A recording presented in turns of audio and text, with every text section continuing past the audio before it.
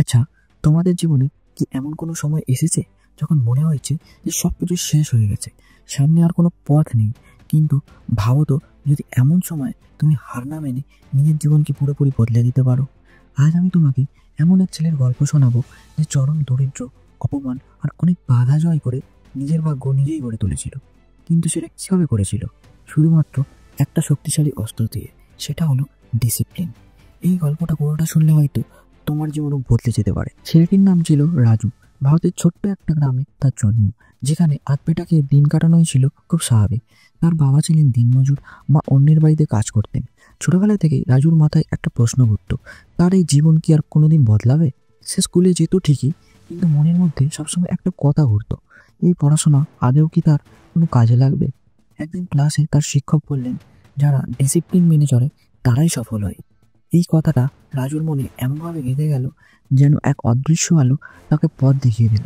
সেদিন রাজু একটা সিদ্ধান্ত নিল, সে নিজের জীবন এইভাবে কাটাবে না, সে তার জীবন বদলাবে। প্রতিদিন ভোর 5টায় উঠে পড়ত, সকালের সময়টা পড়াশোনার জন্য রাখত, বিকেলে মাকে সাহায্য করত। প্রথম কদিন ছিল ভীষণ কঠিন। ভোরে ঘুম থেকে উঠতে গিয়ে মনে হতো আজ নয় একটু দেরি করে উঠলাম, কিন্তু তখনই মনে পড়তো স্যারের সেই ডিসিপ্লিনের কথা। ডিসিপ্লিন মানে স্বাধীনতা। আজ আমি পরিশ্রম করব যেন আগামীকাল আমার পরিবার হাসতে পারে। এইভাবে সে ধীরে ধীরে নিজের জীবনে ডিসিপ্লিন আনার অভ্যেস তৈরি করলো এবং বদলে যেতে শুরু করলো তার জীবন। কিন্তু জীবনটা এত সহজ নয়। রাজু যখন প্রথমবার পরীক্ষায় ভালো ফলাফল করলো, তখন গ্রামের ছেলেরা তাকে নিয়ে হাসাহাসি করলো। কেউ বলল, তুই দিনমজুরের ছেলে, এত পড়াশোনা করে কি হবে?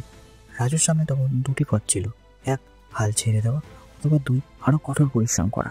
সে দ্বিতীয় পথটি বেছে নিল। রাজু প্রতিদিন স্কুলে কিন্তু 5 কিলোমিটার হেঁটে, কারণ তার নিজের কোনো সাইকেল ছিল না। সন্ধ্যায় লন্ডনের আলোয় পড়াশোনা করত। তার শরীর কষ্ট পাচ্ছিল, কিন্তু তার মন ছিল অটুট।